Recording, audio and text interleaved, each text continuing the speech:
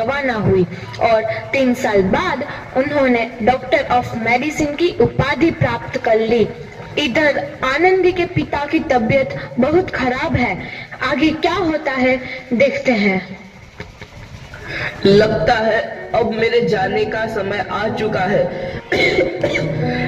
मैं नहीं बचूंगा। ऐसा मत बोलो। शहर के सिटी हॉस्पिटल में अमेरिका से डिग्री लेकर कोई बड़ा डॉक्टर आया है।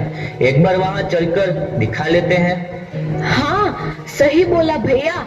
कम से कम दिल को तसल्ली तो मिल जाएगी। हाँ हाँ, चलो चलो जल्दी हॉस्पिटल चलते हैं।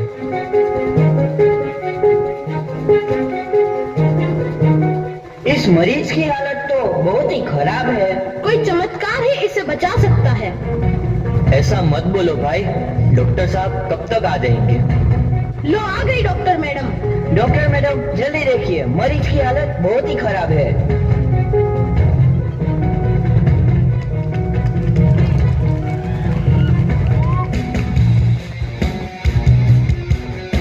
अब आप बिल्कुल ठीक हैं। मौत के मुंह से आपको बचाया है डॉक्टर मैडम ने। डॉक्टर साहब ने मुझे बचा लिया। मुझे मिलना है डॉक्टर साहब से। डॉक्टर साहब नहीं, डॉक्टर मैडम बोलो। डॉक्टर मैडम, उन्होंने ही तुम्हें जीवन दान दिया है। लो आ गई डॉक्टर मैडम, मिल लो उनसे। डॉक्टर मैडम, आपका बहुत बहुत धन्यवाद। आपने मेरी जान बचाई। इसके बदले में मैं गरीब भला आपको क्या दे सकता हूँ? वचन चाहिए मुझे कि कभी ये नहीं कहोगे कि लड़कियां कुछ नहीं कर सकती। वचन? ये कैसा वचन? अरे श्यामलाल, तुमने पहचाना नहीं? तुम्हारी बेटी आनंदी। बीच बीच में ताली होना चाहिए हमारे दर्शक लोगों से। अनुरोध हो रहा है कि इस ताली से हमारे बच्चों का हौसला बढ़ाते रहे। आनंदी, आनंदी मेरी बेटी, मुझे माफ कर दे। मैं तेरा गुनहगार हूँ बेटी। नहीं नहीं बापू, वही आनंदी जिसके हाथ पीले करके तुम उसकी सारी जिंदगी ताला कर देना चाहते थे। माफ कर दे मुझे मेरी बच्ची, माफ कर दे। मैं तेरा अपराधी हूँ मेरी बच्ची, माफ कर दे। नहीं बापू, मैंने तो तेरा एहसान चुकाया है।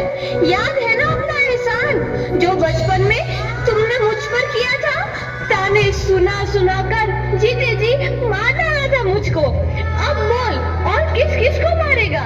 आनंदी बेटी, मुझे माफ कर दे मेरी बच्ची। मैं तेरा गुनहगार हूँ। बापू, आपने ही तो बोला था किताबें सिर्फ बेटों के हाथ में अच्छी लगती है, बेटियों के हाथ में तो सिर्फ मेहंदी। बेटों और बेटियों में फर्क करना तो आंखों में फर्क करने समान है। एक का पढ़ना और दूसरे का ना पढ़ना सामाजिक अंधकार है बापू, सामाजिक अंधकार। उपकार मांगता हूँ मैं तुझ जैसी बेटी का, जिसने सारी उम्र मुझसे कुछ ना मांगा तो सिर्फ बराबरी का दर्जा। वरना सच तो यह है कि मैं तेरी माफी के लायक भी ना हूँ। मुझ जैसा बाप तेरी बराबरी कर सके उसके मैं लायक भी ना हूँ मेरी बेटी, मैं लायक भी ना हूँ। अपने बापू को क्या माफ नहीं करोगी आनंदी? माफ कर दो आनंदी, माफ कर दो। सुबह का भूला यदि शाम को घर लौट आए तो उसे भूला नहीं कहते। बापू। तो इस प्रकार आनंदीबाई जोशी ने अपनी मेहनत और अटूट इरादे से न केवल भारत की पहली महिला डॉक्टर बनी, बल्कि आगे चल के उन लड़कियों के लिए सुनहरा रास्ता दिखा गई जो जीवन में कुछ करना चाहती थी।